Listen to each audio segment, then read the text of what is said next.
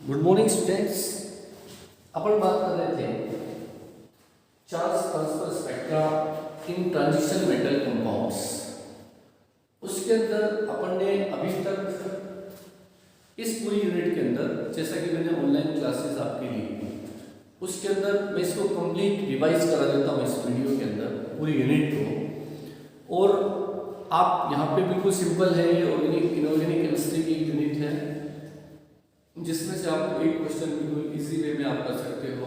जब आप metal ligand bond की बात करते हैं, कोऑर्डिनेशन कंपाउंड की बात करते हैं, तो उसके बाद जो नेक्स्ट अपन बात करते हैं कलरफुल नेचर। जैसे अपन CFT थ्योरी अपन ने पढ़ी मेटल लिगेंड बॉन्डिंग के अंदर, कॉम्प्लेक्स कंपाउंड के अंदर जो मेटल लिगेंड बॉन्ड है उसकी प्रकृति को समझाने के लिए दो सिद्धांत दिए जाते हैं, जिनमें से एक सिद्धांत होता है VBD सिद्धांत और दूसरा सिद्धांत होता है CFT सिद्धांत।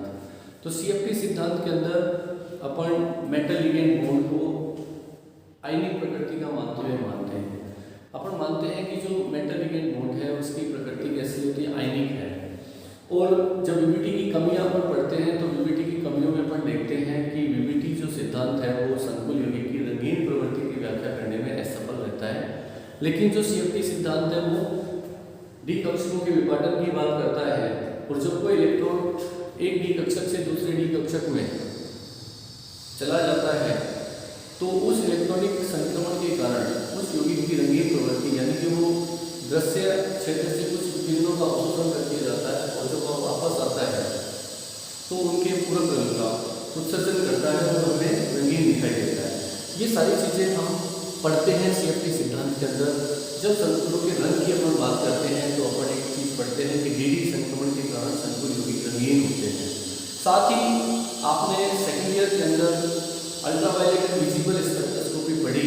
आपने पढ़ा कि स्पेक्ट्रोस्कोपी एक ऐसी तकनीकी है, एक ऐसी आधुनिक तकनीकी है जिससे हम किसी यौगिक के, किसी कार्बनिक या अकार्बनिक यौगिक के गुणों या उनकी संरचनाओं के बारे में व्याख्या अच्छी तरह से कर सकते हैं। जैसा कि हम पुरानी जो विधियाँ, ज्ञात विधियाँ जैसे अपवर्तनांक है या पृष्ठ तनाव है या फिर डाइपोल मोमेंट है, उसके आधार पर हम किसी यौगिक के गुणों की या उनकी संरचनाओं की व्याख्या करना चाहें तो उसकी तुलना में हम इस विधि से या स्पेक्ट्रोस्कोपी तकनीकी से ज़्यादा अच्छी तरह से यौगिक की संरचनाओं के बारे में जानकारी प्राप्त कर सकते हैं। स्पेक्ट्रोस्कोपी के अंदर हमने पढ़ा कि किस तरह से एक इलेक्ट्रॉन जब दूसरे एक ऊंचे स्तर से दूसरे ऊंचे स्तर में जाता है तो उसे हम इलेक्ट्रॉनिक संक्रमण कहते हैं। और इलेक्ट्रॉनिक संक्रमण के हमने प्रकार पढ़े, सिग्मा से सिग्मा स्टार, पाई से पाई स्टार, नॉन बॉन्डिंग से सिग्मा स्टार और नॉन बॉन्डिंग से पाई स्टार। ये सारे इलेक्ट्रॉनिक संक्रमणों की ऊर्जाओं का क्रम हमने सेकेंड ईयर के अंदर अल्ट्रावायलेट एंड विजिबल स्पेक्ट्रोस्कोपी को जब पढ़ते हैं वहाँ पे हमने पढ़ा कि क्रोमोफोरिक ग्रुप क्या होता है, ऑक्सोक्रोमिक ग्रुप क्या होता है। हमने पढ़ा कि बैथोक्रोमिक शिफ्ट क्या है, हेक्सोक्रोमिक शिफ्ट क्या है, रेड शिफ्ट क्या है, ब्लू शिफ्ट क्या है। ये सारी चीज़ें आपको दोबारा से रिवाइज करनी होती है जब अपन charge transfer spectra in metal ligand bonding या ट्रांजिशन मेटल कंपाउंड्स के अंदर पढ़ते हैं। आवेश स्थानांतरण स्पेक्ट्रा को जब अपन पढ़ते हैं तो ये सारी चीज़ें अपन दोबारा से एक बार रिवाइज करते हैं। उसी के साथ जब हम रंगीन प्रवृत्ति की बात करते हैं तो हमारे सामने दो चीज़ें उभर के आती हैं। रंगीन प्रवृत्ति, किसी संकुल यौगिक की जो रंगीन प्रवृत्ति है, कलरफुल नेचर है, उसको समझाने के लिए हम दो चीज़ों की बात करते हैं। एक चीज़ होती है हमारे पास DD संक्रमण, एक बात करते हैं हम DD संक्रमण की, और दूसरा हमारे पास होता है आवेश स्थानांतरण स्पेक्ट्रा। दूसरा हमारे पास है आवेश स्थानांतरण स्पेक्ट्रा। जब अपन DD संक्रमण और आवेश स्थानांतरण स्पेक्ट्रा दोनों ऐसे कारक हैं जो किसी संकुल की रंगीन प्रवृत्ति के बारे में बताते हैं। यानी कि संकुल की रंगीन प्रवृत्ति का यदि क्वेश्चन हमसे पूछा जाता है या रंगीन प्रवृत्ति के बारे में हमारे दिमाग में एक आती है, क्वेश्चन आता है, तो हमारा ध्यान जाता है DD ट्रांजिशन और आवेश स्थानांतरण स्पेक्ट्रा की ओर। DD ट्रांजिशन जो है वो एक ऐसा संक्रमण है जो चेन नियम के अनुसार नहीं है, चेन नियम के अनुसार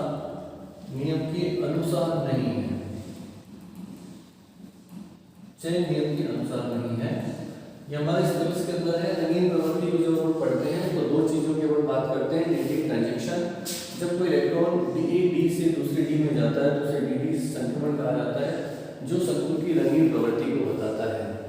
दूसरा, कुछ एक संकुल ऐसे होते हैं जिसमें एलिमेंट इलेक्ट्रॉन नहीं पाए जाते, जैसे K1O4 की बात करें, K2Cr2O7 की बात करें, तो कुछ संकुल इस तरह के हैं ये कि इनकी रंगीन प्रवृत्ति, इसके अंदर Cr के पास और यहाँ पे Mn के पास, Mn जो सेंट्रल एटम है, Cr और Mn दोनों के पास एलिमेंट इलेक्ट्रॉन नहीं है, नॉन पेयर नहीं है, एलिमेंट इलेक्ट्रॉन अनुपस्थित है, इलेक्ट्रॉन अनुपस्थित है, लेकिन फिर भी ये दोनों रंगीन प्रवृत्ति के होते हैं। इसकी एलिमेंट, यहाँ पे अपन बात करते हैं कि जब एलिमेंट इलेक्ट्रॉन होता है तो ऊर्जा बढ़कर उच्च ऊर्जा स्तर में चला जाता है, लेकिन यहाँ तो एलिमेंट इलेक्ट्रॉन नहीं है, फिर भी ये रंगीन कैसे है। तो यहाँ बात की जाती है आवेश स्थानांतरण स्पेक्ट्रा की, कि इनकी रंगीन प्रवृत्ति को आवेश स्थानांतरण स्पेक्ट्रा, चार्ज ट्रांसफर स्पेक्ट्रा से समझा सकते हैं। मैंने वीडियोज के अंदर या ऑनलाइन क्लासेस के अंदर आपको बताया है कि जो आवेश स्थानांतरण स्पेक्ट्रा है वो दो तरह का होता है, एक तो MLCT और दूसरा होता है LMCT, metal ligand, metal to ligand, metal to ligand charge transfer, और ये होता है ligand to metal, ligand to metal charge transfer, metal to ligand to metal charge transfer. ये दो तरह के स्पेक्ट्रा देखे जाते हैं, metal to ligand charge transfer और ligand to metal charge transfer. दोनों के कारण संकुल की रंगीन प्रवृत्ति देखी जाती है। ये सारी चीजें हम पिछले वीडियोस के अंदर आपको बता चुके हैं। उसके बाद इस यूनिट के अंदर हम बात करते हैं चेन नियम की। ये सारी चीजें आप पढ़ चुके हो, मैं इसको आपको रिवाइज कराने के लिए मैंने ये वीडियो डाला है। फिर अपन बात करते हैं किसकी, चेन नियम की। इसी यूनिट के अंदर अपन चेन नियम की बात करते हैं। चेन नियम, अब चेन नियम जो है वो दो चेन नियम अपन पढ़ते हैं। एक तो लेपार्टे चेन नियम, लेपार्टे चेन नियम, और दूसरा जो चेन नियम है वो है चक्रण चेन नियम, चक्रण चेन नियम, लेपार्टे चेन नियम और चक्रण चेन नियम। लेपार्टे चेन नियम, चक्रण चेन नियम, ये स्पिन चक्रण गोलकता से संबंधित है। चक्रण चेन नियम, लेपार्टे चेन नियम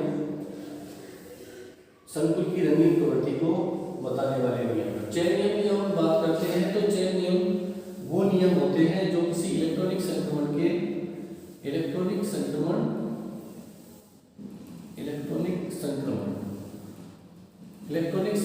के अनुमत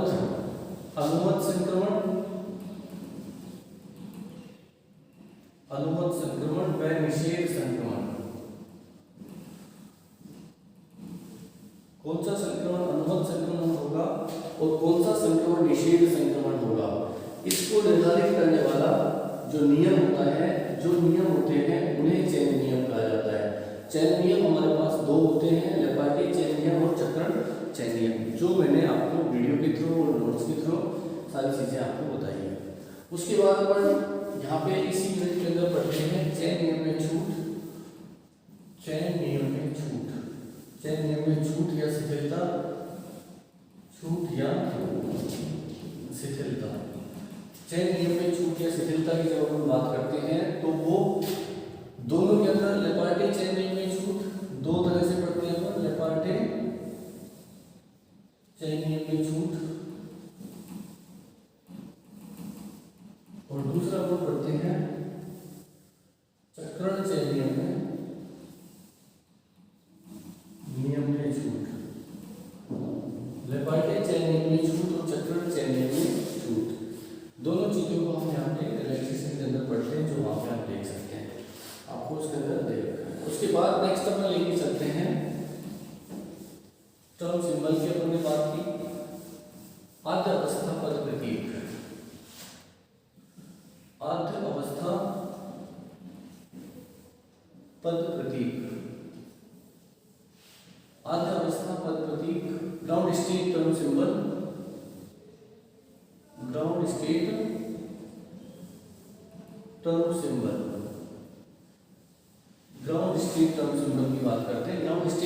सिंबल तो जो अपन पढ़ेंगे तो उससे पहले अपन इसमें कपलिंग की बात करेंगे कि किस तरह से ग्राउंड स्टेट टर्म सिंबल का मतलब होता है कम ऊर्जा वाली अवस्था,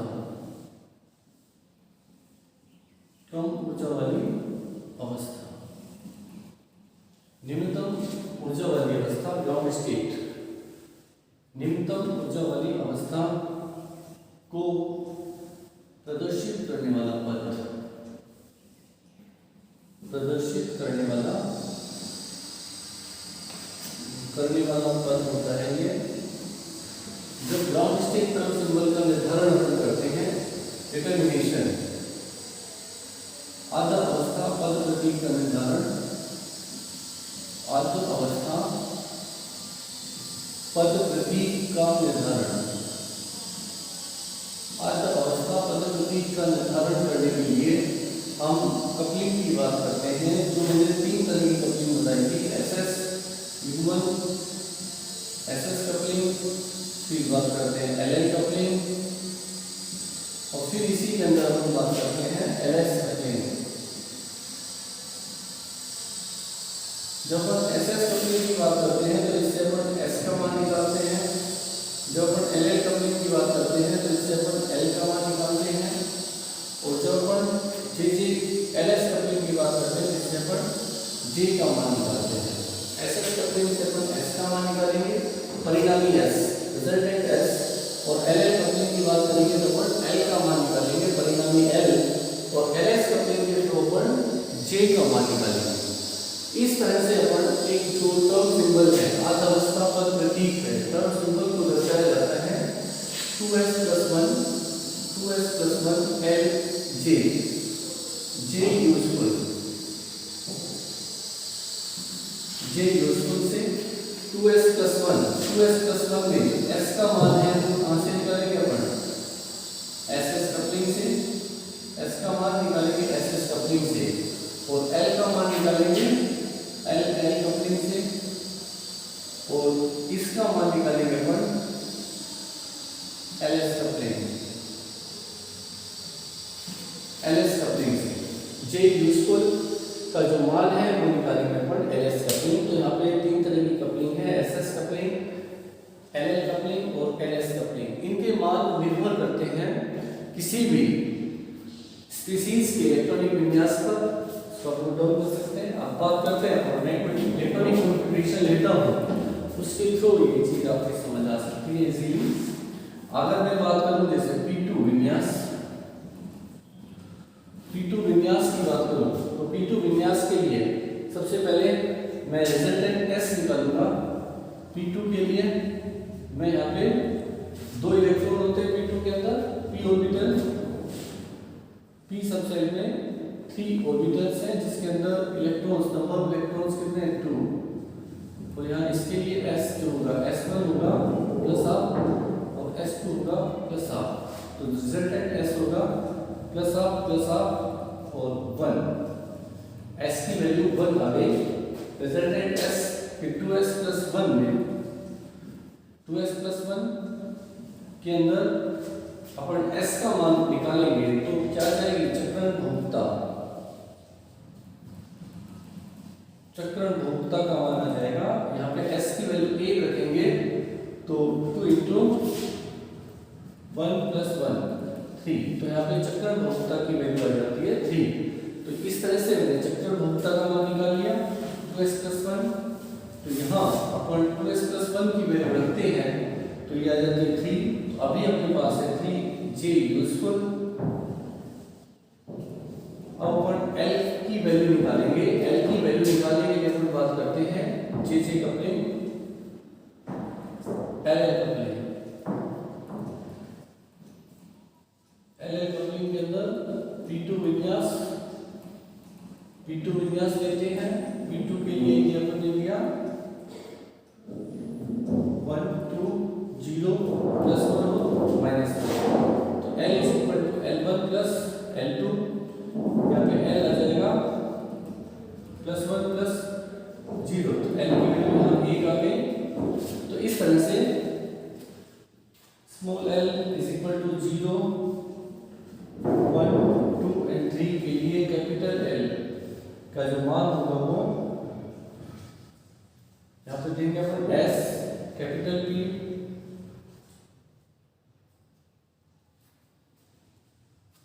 कैपिटल डी और एफ।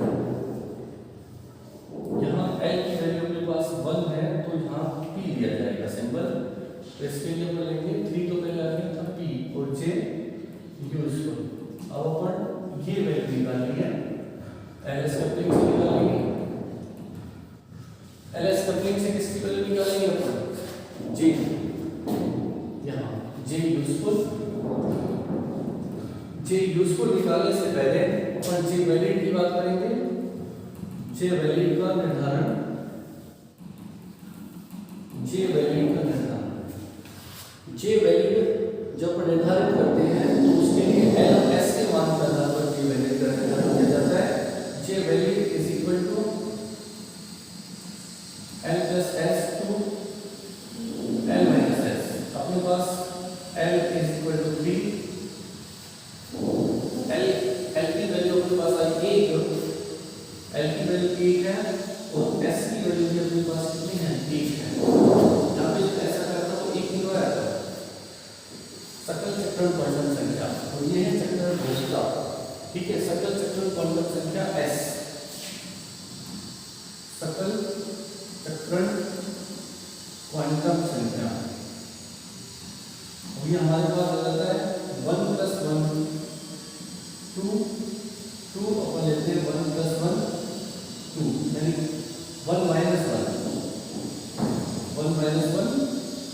यानी कि 0। तो हमारे पास 2 1 और 0 क्या जाएगा जे वैलिड होंगे अपने पास 2 1 एंड 0। हमारे पास जे वैलिड हो जाते हैं 2 1 और 0। तो जे वैलिड होंगे जे वैलिड और P2 विन्यास, जे वैलिड फॉर P2 विन्यास अपने पास होंगे 2 1 एंड 0। ओके, ये जे वैलिड आ गया। अब अपन करते हैं जे यूजफुल का निर्धारण। जे यूजफुल अपन निकालते हैं एल और एस के इलेक्ट्रॉनिक विन्यास के आधार पर। जे यूजफुल का निर्धारण, जे उपयोगी का निर्धारण इलेक्ट्रॉनिक विन्यास के आधार पर किया जाता है। विन्यास के आधार पर किया जाता है।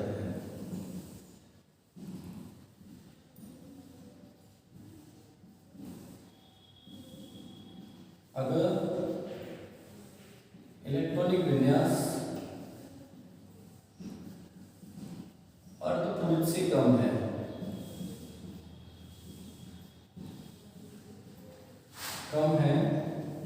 तो न्यूनतम जे वैलिड ही जे उपयोगी होता है। जो सबसे कम जे वैलिड है तो अपने पास देखते हैं आप P2 विन्यास के लिए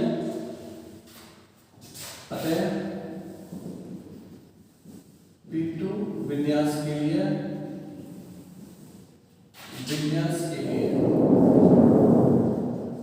जे वैलिड 2 1 0 है। तो सबसे छोटा कौन सा है? सबसे छोटा 0 है। अतः जे उपयोगी क्या हो जाएगा यहाँ पे इसके लिए? जे होगा उपयोगी, ये उपयोगी हो जाएगा। ओके, तो अपना टर्म सिंबल 2s+1 L की जगह P और J यूजफुल की जगह क्या आ जाएगा 0। तो अपना टर्म सिंबल हो गया 3p0। P2 विन्यास के लिए जो टर्म सिंबल होगा वो क्या हो जाएगा 3p0। तो इस तरह से इस यूनिट के अंदर हम परिणामी जो टर्म सिंबल है उसका निर्धारण किसी भी विन्यास के लिए कर सकते हैं। अब इस यूनिट में जो लास्ट टॉपिक बचता है वो है इलेक्ट्रोकेमिकल सीरीज। CFT में अपन देखते हैं कि जो लिगेंड मजबूत स्ट्रॉन्ग लिगेंड होते हैं यानी कि जो विपाटन डी कक्षक का ज़्यादा करते हैं उन्हें प्रबल लिगेंड कहा जाता है, जो विपाटन कम करते हैं उन्हें दुर्बल लिगेंड कहा जाता है। इस तरह से विपाटन ऊर्जाओं के क्रम में लिगेंडों को जब अरेंज किया जाता है तो एक श्रेणी बनती है जिसे स्पेक्ट्रोकेमिकल सीरीज कहा जाता है, स्पेक्ट्रो रासायनिक श्रेणी कहा जाता है। उस श्रेणी पर किन किन चीज़ों का असर पड़ता है थ्योरेटिकली सारा मैटर उसके अंदर दे रखा है नोट्स में, आप वहाँ से